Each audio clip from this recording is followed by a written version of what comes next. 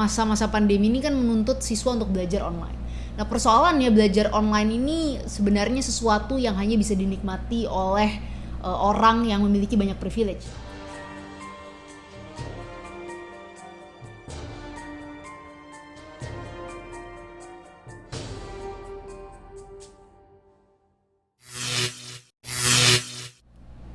Halo teman-teman semua, hari ini kembali lagi di Samara dan Profesor. Dan hari ini kita ingin membahas isu yang lagi ramai sekali di Indonesia dan menjadi tantangan kebanyakan siswa di Indonesia dan ibu-ibunya para siswa, yaitu belajar online selama masa pandemi. Jadi belakangan ini ya, Prof. Haji nih ya, masa-masa pandemi ini kan menuntut siswa untuk belajar online. Nah, persoalannya belajar online ini sebenarnya sesuatu yang hanya bisa dinikmati oleh orang yang memiliki banyak privilege. Seperti misalnya orang yang memiliki privilege tinggal di kota dengan infrastruktur digital yang baik, dan kemudian bukan hanya di kota, karena tidak semua orang kota itu kan kaya. Banyak dari mereka juga yang tidak mampu membeli smartphone, banyak dari mereka yang juga tidak mampu beradaptasi secara cepat dengan teknologi. Itu yang juga terjadi pada guru-guru. Dan kalau misalnya di daerah-daerah banyak yang nggak punya digital connectivity, dan juga tidak, bahkan di Indonesia sampai saat ini listrik kita masih biarpet alias mati hidup. Jadi ini jadi tantangan, dan banyak siswa yang justru mengalami persoalan serius. Nggak tahu Prof. Haji baca apa nggak, kemarin ada kasus seorang siswa namanya Dimas di Rembang, Jawa Tengah. Dia nggak bisa sekolah, dia harus datang ke sekolah setiap hari mencari gurunya karena dia nggak bisa belajar via smartphone, karena dia nggak punya smartphone. Jadi itu situasi terkini di Indonesia saat ini, dan itu yang menurut saya membuat saya skeptis juga. Sebenarnya bisa nggak sih kita melanjutkan belajar online ini, karena yang jadi pertaruhan adalah pendidikan para siswa, dan juga orang tua juga jadi terlibat di sini dan kesulitan. Kalau Prof. Haji sendiri kan beberapa bulan terakhir ngajar juga kan via online. Gimana sih, share dong pengalamannya sama kita? Iya, memang setelah pandemi itu sempat mengajar ya.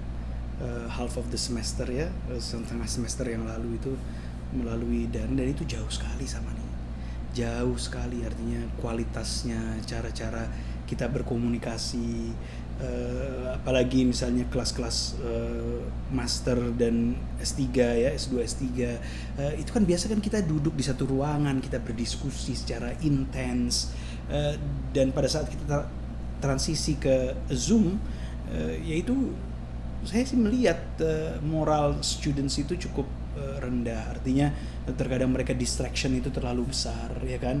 Gimana sih melihat komputernya, nanti kemudian WA-nya ada chatnya, message ya kan, terus ada Facebook dan lain. Jadi lebih susah konsentrasi. Dan memang dalam sejarah pendidikan itu pendidikan jarak jauh itu hampir boleh dikatakan sebuah konsep yang sangat modern. Artinya dari mulai Yunani kuno, Sumeria dan lain-lain, Babilonia, itu ya yang namanya pendidikan itu ya harus bodily co-presence, harus bersama, tatap muka, karena yang ditransmisikan itu bukan hanya informasi, tetapi juga semua itu ada illocutionary, ada perlocutionary, ada sesuatu yang bahasa tubuh, ada sesuatu yang tidak bisa digaris dibicarakan melalui verbal, ya kan, melalui tubuh dan lain-lain. Dan juga proses pendidikan itu, apalagi yang namanya deep education ya, pendidikan yang dalam, apa yang disebut oleh orang-orang Yunani kuno sebagai paideia,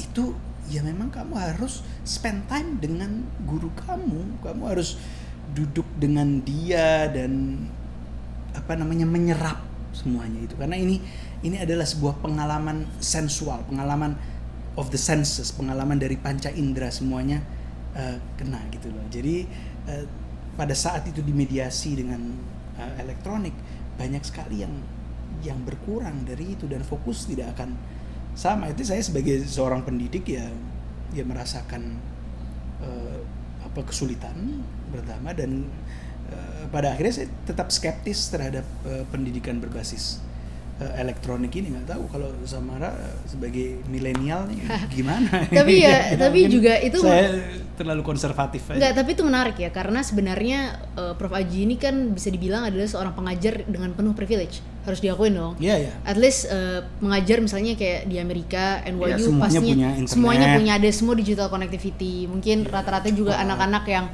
sekolah di NYU adalah orang-orang yang cukup, kalau enggak mereka dengan scholarship, at least mereka dijamin semua itu, mereka mungkin punya laptop, mereka punya smartphone gitu, mereka mampu untuk beli buku-buku, semua privilege itu ada, dan tetap ada masalah-masalah yang tidak bisa diselesaikan dengan belajar online.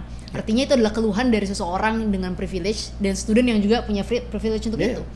Sementara kalau misalnya kita lihat di Indonesia, persoalannya jauh lebih serius sebenarnya. Ini persoalan kebijakan publik dan juga cara menyelesaikan kebijakan publik ini juga masih setengah-setengah bisa dibilang. Jadi saat ini banyak sekali dari siswa-siswa itu yang harus bayar SPP secara full. Dan mereka harus beli kuota, karena kita tahu nggak semua orang punya privilege, punya wifi yang 24 hours nyala. Mereka bisa dengan wifi mereka unlimited misalnya, nggak semua orang seperti itu. Banyak dari mereka yang harus beli kuota mungkin 100.000 sampai 200.000 per bulan. Dan berjam-jam, saya kemarin dapat cerita dari salah satu siswa juga ya, dan itu di salah satu kota, nge-DM saya di Instagram, dia bilang bahwa kalau banyak dari siswa itu yang nggak mau menyalakan videonya kalau misalnya lagi belajar online. Kenapa? Karena kalau nyalain video, kuotanya habis lebih cepat.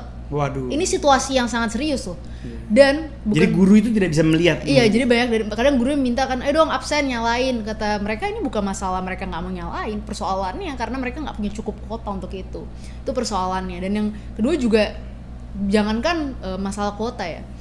Kita harus ingat bahwa kalau aku dulu ingat ya Kak Ji, waktu zaman-zaman dulu aku kampanye, ngelihat banyak sekali masyarakat yang hidup di daerah kumuh, di mana MCK aja mereka sharing sama-sama. Orang tua mereka mungkin pedagang asongan gitu ya, dan juga mungkin ojek online yang sekarang juga jadi makin susah pendapatannya karena pandemi. Banyak juga dari mereka yang di PHK. Mungkin satu keluarga cuma punya satu smartphone, cari makan itu udah untung. Banyak dari mereka ini yang justru jadi kesulitan belajar. Karena gimana mau beli kuota, gimana mau beli smartphone.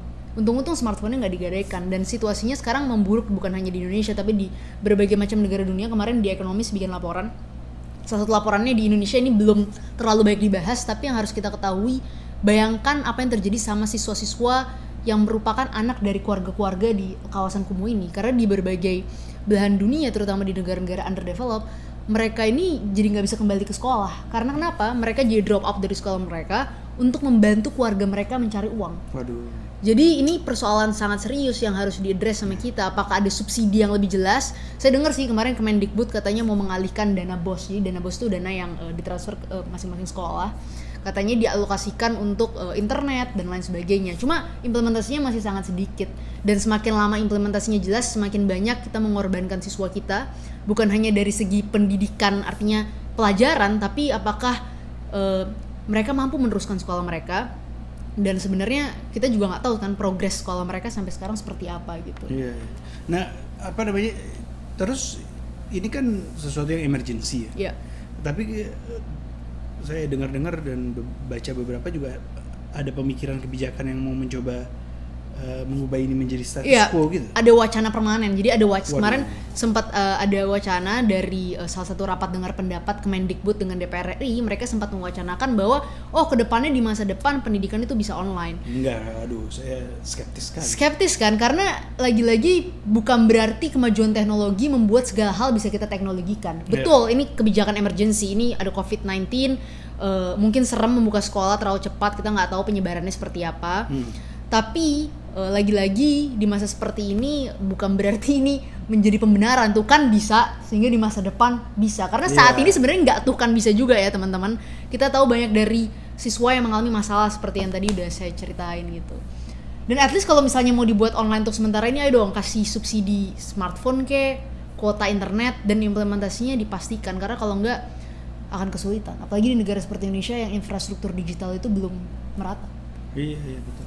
Ya karena memang ada itu sektor-sektor baik di tingkat internasional dan sekarang juga di nasional yang ingin bermimpi at least mempunyai aspirasi untuk mengubah pendidikan menjadi online based, tapi ini sesuatu yang cukup asing ya. Artinya pendidikan itu bukan hanya kamu duduk mendengarkan cerita guru, penjelasan guru, dan lain-lain, tetapi bagaimana kamu bersosialisasi dengan guru dalam ruang yang intens, bagaimana kamu bersosialisasi dengan teman-teman sejawatnya, terus seperti apa nanti generasi kedepannya kalau misalnya tidak ada sosialisasi dengan teman-teman sejawat, bermain di playground, bermain di sekolah dan lain-lain kan, itu sama pentingnya loh dari materi pendidikan itu kan. Betul. Dan ngomong-ngomong soal pentingnya misalnya berhubungan dengan guru, social skills dan lain sebagainya, ada juga studi ya di beberapa negara sekarang, ternyata dengan belajar online ini tuh efeknya yang paling bahaya justru ke anak perempuan, siswa perempuan.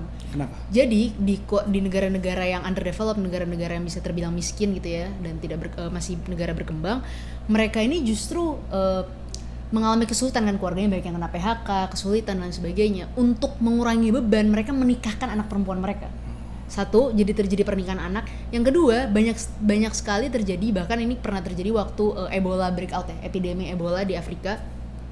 Saat itu sekolah juga jadi online kan untuk menutup penyebaran Ebola.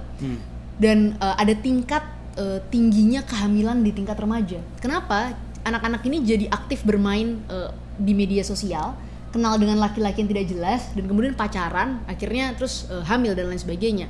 Nah, kenapa ini bisa terjadi? Dan itu justru terjadi saat masa lockdown dan masa mereka belajar di rumah. Karena ketika mereka di sekolah, mereka punya guru yang menjadi orang tempat mereka untuk sharing masalah-masalah mereka. Iya, betul. Jadi untuk menganggap pendidikan itu hanya sekedar belajar di dalam kelas tuh menurut aku simplistis banget. Iya, sangat simplistis, dan itu tidak that is not what education is all about. Ya kan, education adalah sebuah proses holistik.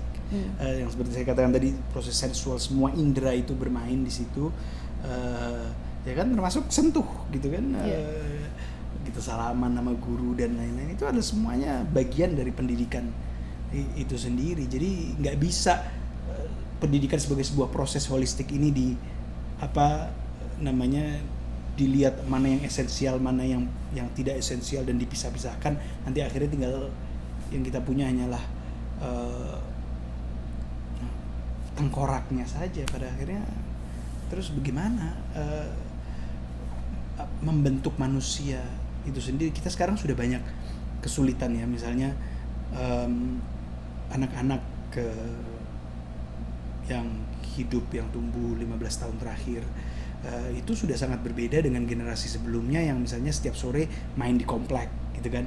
Karena sekarang semua main video games di rumah, dan itu membentuk sebuah individualisme yang cukup akut, yang terkadang menjadi sulit untuk bermain dan berbicara kepada sesama manusia. Dan ini kalau ini terjadi terus, ya ini akan justru mengintensify itu. Beda loh, dulu kita masih kecil sih main di komplek, itu main sepedaan sama tetangga, sama teman-teman dan lain-lain. Itu semua adalah proses-proses yang membentuk kita sebagai individu, ya kan. Dan itu sangat berbeda dengan main computer games atau video games di rumah sendirian. Karena dengan bermain itu kita membangun komunikasi, membangun mutual intelligibility antar manusia ya, saling memahami antar manusia, dan itu bagian dari pendidikan itu sendiri. Ya kan? Makanya jam istirahat di sekolah itu sama pentingnya dari di dalam kelas. Ya itu menarik banget. Intinya sih di masa pandemi ini, please dong kebijakan yang ada jangan lupa juga perhatikan tentang bagaimana guru harus mampu beradaptasi untuk sekolah online. Dan juga perhatikan siswa-siswa yang tidak memiliki keistimewaan. Jangan hanya menganggap siswa yang ada di kota atau siswa yang memang berpendidikan, berpenghasilan menengah ke atas keluarganya. Dan yang ketiga, jangan lupa ini adalah situasi di masa darurat. Jangan pernah berpikir mengonlinekan sekolah, karena sekolah lebih dari sekedar tatap muka via media sosial.